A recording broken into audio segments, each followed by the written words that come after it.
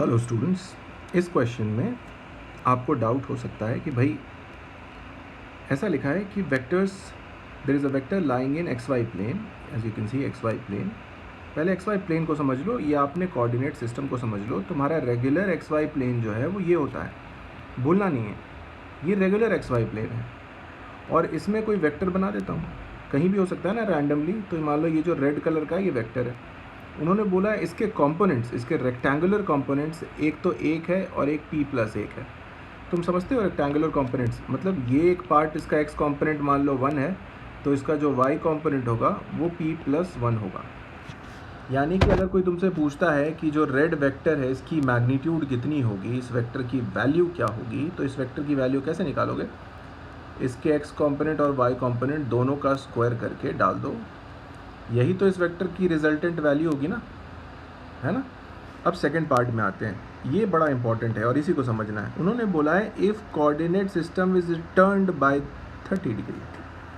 तो मैं क्या करूँगा, मैं जो कोऑर्डिनेट सिस्टम है ना, पूरे के पूरे कोऑर्डिनेट सिस्टम को ही मैंने एक्स और वाई दोनों को, देख रहे हो ना, घुमा दिया मैंने। पहले कहाँ एक्स यहाँ हुआ करता था पहले, तो पूरा मैंने 30 डिग्री घुमा दिया। क्या मैंने वेक्टर को भी घुमा दिया? बिल्कुल नहीं, वेक्टर अभी भी पहले की तरह यहाँ है और वेक्टर अभी भी वही का वही है। और इसके अब x और y कंपोनेंट्स, तो मान लो अब इसका x कंपोनेंट कुछ ऐसा बन जाता है और y कंपोनेंट कुछ ऐसा बन जाता है, तो ये जो है ये अभी x कंपोनेंट और y कंपोनेंट मान लो p और 4 है ना। उन्होंने ऐसा कुछ बोला नहीं है, बस बोला है कि इसके रेक्टेंगुलर कंपोनेंट्स p और 4 हैं। तो मान लो ये p है और ये वाला 4 है, ऐसा कुछ मान लो। पर एक बात बताओ, वेक्टर जो है अभी भी वही है, यानी कि उसका रिजल्टेंट ये थोड़ी ना चेंज हुआ है। वेक्टर की लेंथ चेंज हुई क्या? नहीं चेंज हुई ना। तो अभी भी इस वेक्टर की ओवरऑल वैल्यू तो आ रही रहेगी। और इस बार इसके कंपोनेंट्स क्या है? इस बार इसके कंपोनेंट्स है p, यानी कि p का स्क्वायर करूँगा और एक 4, तो 4 का स्क्वायर करूँगा। पर यही बात इंपॉर्टेंट है कि दोनों में आंसर आ रही होना चाहिए। तो दोनों में वेक्टर तो सेम है, तो वेक्टर का मैग्नीट्यूड सेम होगा। बस इक्वेट कर देते हैं। सो फ्रॉम इक्वेशन 1 एंड 2 दोनों बराबर होने चाहिए ना।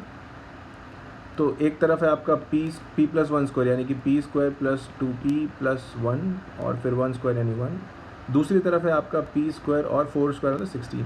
Please understand this implies that both are equal because this is the magnitude of the vector. और हमने कोऑर्डिनेट सिस्टम रोटेट किया है, वेक्टर तो वही का वही है। बस हो गया, आंसर आ जाएगा अब आपका। तो ये क्या आ रहा है, p square plus 2p plus 2 और इधर p स्क्वायर प्लस 16।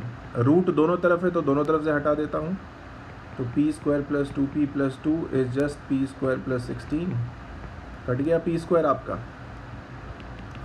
यानी कि 2p is equal to 16 minus 2 14, यानी कि p इज इक्वल टू 7। यही आंसर है आपका, p इज इक्वल टू 7, है ना। 7 क्या ऑप्शन में है? आते हैं देखते हैं, यहाँ है p is equal to 7। Option number D, at least इस क्वेश्चन में option number D is correct, p is equal to 7। I hope it helps. Thank you so much.